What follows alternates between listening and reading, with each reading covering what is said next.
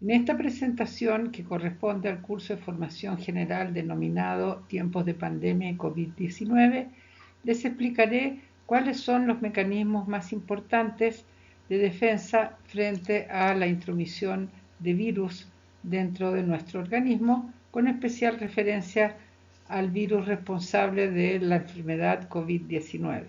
Mi nombre es Inés Pepper y soy académica de la Facultad de Medicina.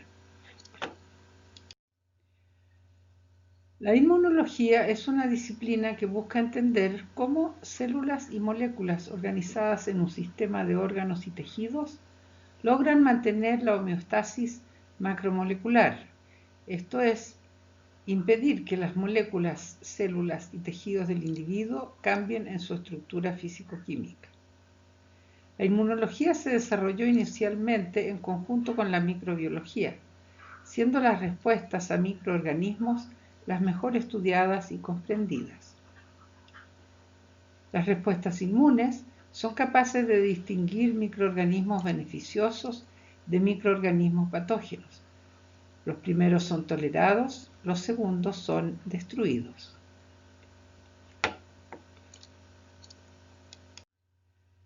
En el ser humano existen dos tipos de respuestas inmunológicas, cuyas características difieren en cuanto a las estrategias que emplean para detectar y eliminar a los patógenos y otros elementos que difieren de los propios. En la inmunidad innata, los mecanismos impiden el ingreso de patógenos mediante barreras físicas y químicas. Si estos logran ingresar a la inmunidad innata, cuenta con células fagocíticas, cuenta con el sistema del complemento y otros mecanismos bactericidas cuya máxima expresión es la inflamación. La inmunidad adaptativa, en cambio, es una respuesta más sofisticada, consistente en la acción de linfocitos T y B, que mediante diversas estrategias efectoras eliminan patógenos con alta especificidad.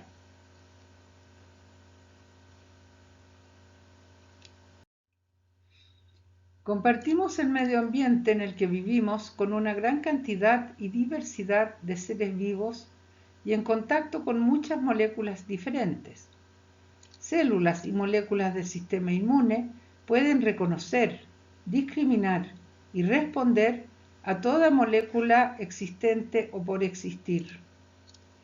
En esta lámina mostramos las principales células y moléculas con las que frecuentemente suele encontrarse el sistema inmunológico.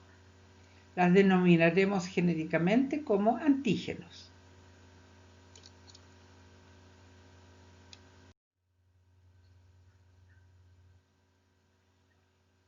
La inmunidad innata y la inmunidad adaptativa presentan una dinámica diferente. Los mecanismos de la inmunidad innata que se muestran a la izquierda de esta lámina están siempre presentes y por lo tanto actúan en forma permanente, impidiendo el ingreso de patógenos a través de barreras epiteliales y químicas. Si estos logran ingresar, serán eliminados prontamente por fagocitosis efectuada por polimorfonucleares neutrófilos y macrófagos, por acción de células NK o por lisis mediada por complemento. Las respuestas adaptativas, en cambio, deben ser generadas a partir del reconocimiento del patógeno por parte de linfocitos B, arriba, o linfocitos T, abajo. Luego estas células proliferan y generan una respuesta efectora que se hace presente entre el sexto o séptimo día. Cabe hacer notar que la acción de los componentes de la inmunidad innata no es reemplazada por los de la inmunidad adaptativa, sino que ambos mecanismos se suman y actúan en conjunto. Son cómplices en la defensa del yo biológico. Las respuestas efectoras de la inmunidad innata surgen a raíz del reconocimiento de los patógenos por parte de diversas células, lo que las induce a secretar mensajeros químicos llamados citoquinas que van a estimular a otras células para efectuar dos grandes cambios estratégicos. Por una parte, las citoquinas activan células dendríticas y macrófagos que presentarán a los antígenos del patógeno a la inmunidad adaptativa y, por otro lado, generarán una respuesta inflamatoria destinada a eliminar a los patógenos mediante la fagocitosis mediada por macrófagos y polimorfonucleares neutrófilos.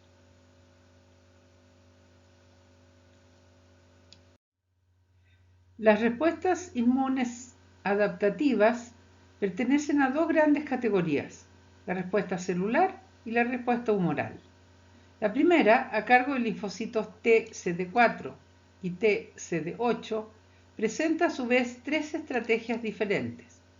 La respuesta de los linfocitos T-CD4, que puede consistir en la activación de macrófagos mediante citoquinas secretadas por el linfocito T-CD4H1, o bien puede ser una respuesta de cooperación del linfocito T-CD4H2 con linfocitos B para generar anticuerpos altamente específicos y de 4 clases.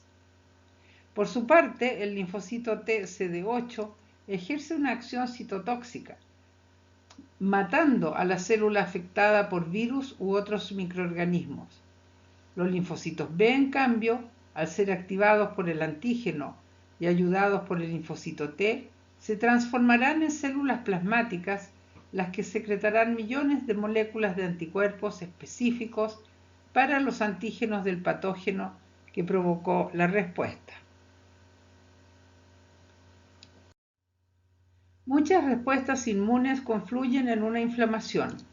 Tal es así que las células dendríticas que contactaron al patógeno a través de receptores PRR para patrones moleculares de patógenos, PAMs, secretan citoquinas proinflamatorias. En el proceso inflamatorio se genera un exudado, compuesto de plasma y células fagocíticas que estarán encargadas de fagocitar al patógeno. Esta fagocitosis generará antígenos que serán presentados por macrófagos a los linfocitos T. Asimismo, las células dendríticas también presentan antígeno a dichos linfocitos, con los cuales se generará una respuesta adaptativa.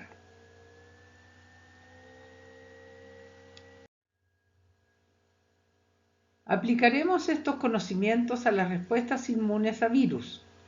En este dibujo se observan células infectadas por virus, citotoxicidad mediada por linfocitos TCD8 en 1, anticuerpos neutralizantes en 2 y complemento en 3, que son 3 mecanismos esenciales en dicha respuesta.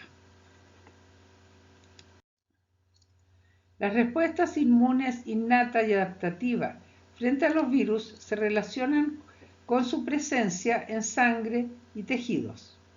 Durante los primeros 4 días de la infección se genera un estado antiviral por presencia de interferón tipo 1 y además operan las células NK que detectan un estado anómalo en las células infectadas por virus y las matan.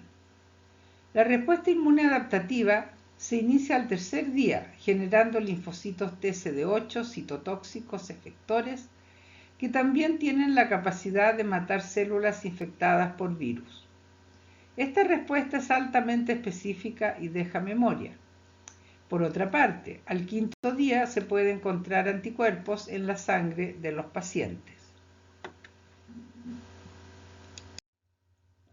La respuesta innata, que, como hemos dicho, opera de inmediato, consiste en 3 mecanismos principales: liberación de interferón tipo 1, inducción de muerte celular programada por células NK y, en tercer lugar, células dendríticas y macrófagos que captan la presencia del virus a través del reconocimiento de PAMs y secretan poderosas citoquinas proinflamatorias. Veremos cada mecanismo en particular.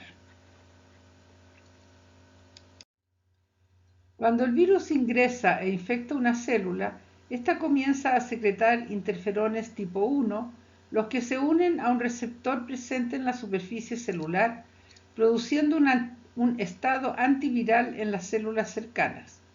Estas no permitirán el ingreso del virus. Además, al recibir el estímulo del interferón, se inhibe la síntesis proteica y la expresión génica, por lo cual el virus tiene un grave impedimento para replicarse.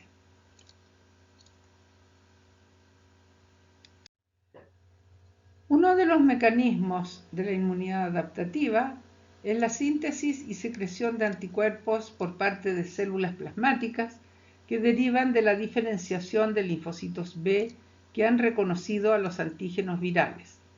Estos anticuerpos, cuando son neutralizantes, se unen al virus cuando éste se encuentra libre en sangre o tejidos, impidiendo que ingrese a las células a replicarse, o bien capta a las partículas virales que salen de una célula infectada, impidiendo que entren a las células vecinas.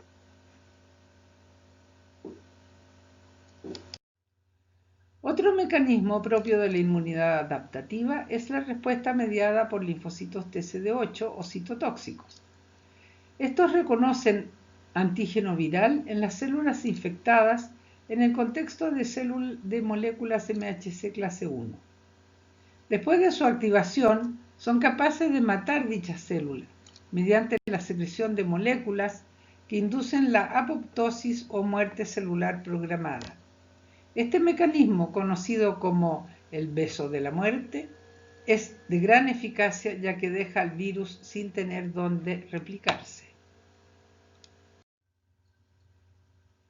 La respuesta celular de TH está mediada por linfocitos TCD4, los cuales, luego de ser activados por los antígenos virales, secretan gran cantidad de citoquinas capaces de activar macrófagos que serán los que eliminen al virus, mediante fagocitosis y generalmente en el contexto de una inflamación.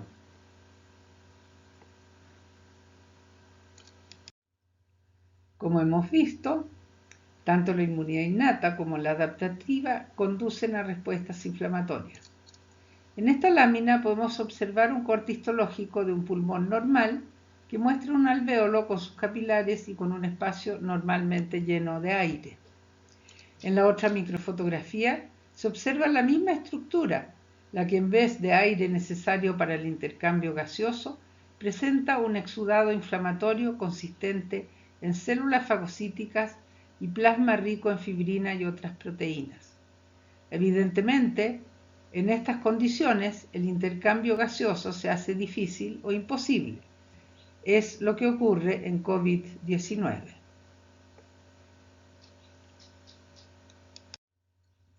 Existen algunas particularidades del virus SARS-CoV-2 que lo hacen diferente a otros virus y que veremos a continuación. Este virus es el responsable, como hemos dicho, de la enfermedad COVID-19 que nos está afectando tan seriamente. En este dibujo se observan las interacciones moleculares que permiten el ingreso del virus a las células que poseen el receptor para la enzima convertidora de angiotensina 2 o ACE2. Hay muchos tipos celulares que tienen esta enzima. Sin embargo, su presencia no es suficiente para que el virus ingrese.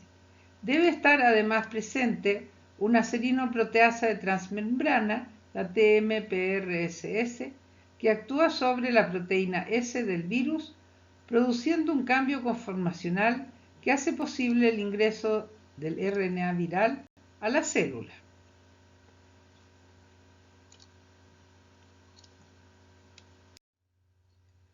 Las principales células que poseen ambas moléculas, el receptor ACE2 y la proteasa, son las células de la mucosa nasal, responsables del olfato, los neumocitos tipo 2, ubicados en los alvéolos pulmonares,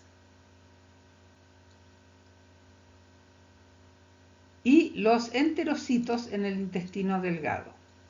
Los neumocitos tipo 2 son los encargados de sintetizar la sustancia tensoactiva pulmonar que cubre la superficie interna del alvéolo y baja la tensión superficial, llamada surfactante.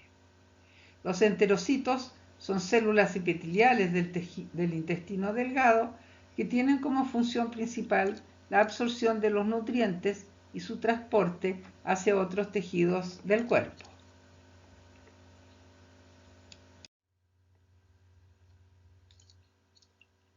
Observando lo que ocurre en el pulmón, podemos resumir que el ingreso del SARS-CoV-2 conduce a la infección de células que expresan ACE2, tales como neumocitos tipo 2. Este virus retrasa la respuesta de interferón tipo 1, llevando a una replicación viral incontrolada. La gran afluencia de neutrófilos y monocitos y macrófagos resulta en una hiperproducción de citoquinas proinflamatorias. Se considera que la patología que afecta a los pulmones es el resultado de una verdadera tormenta de citoquinas. Además, se activan linfocitos TSD4H1 y se generan TH17, linfocitos que contribuyen a exacerbar aún más la inflamación. Las células plasmáticas, por otra parte, producen anticuerpos específicos que pueden ayudar a neutralizar a los virus.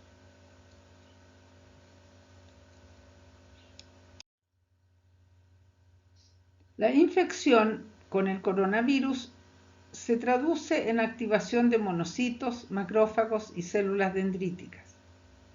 Estas liberan interleuquina 6, que provoca una tormenta de citoquinas que resulta en diferenciación de linfocitos proinflamatorios TH17 y en activación de células endoteliales.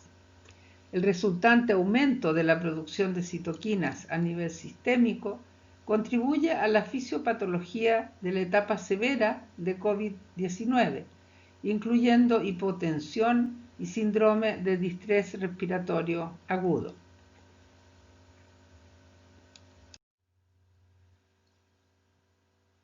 En esta última lámina observamos una correlación entre las etapas de la enfermedad en el tiempo y la participación de las respuestas inmunes innata y adaptativa. Tal como se observa, desde el ingreso del virus al organismo hasta la aparición de los síntomas, transcurren aproximadamente 5 días. Luego, alrededor de un 65% de los contagiados presentan síntomas tales como fiebre, tos, fatiga, anorexia, mialgias y diarrea. En un 40% de ellos se desarrolla disnea, en un 14% enfermedad severa y en un 5% enfermedad crítica. Los mecanismos de la inmunidad innata operan durante todo este periodo. La inmunidad adaptativa comienza a activarse a partir del tercer día después del contagio y sus células y moléculas efectoras están actuando desde el tercer día después de la aparición de los síntomas. En las fases de enfermedad severa y crítica, el sistema inmune responde hiperactivamente, causando gran daño tisular.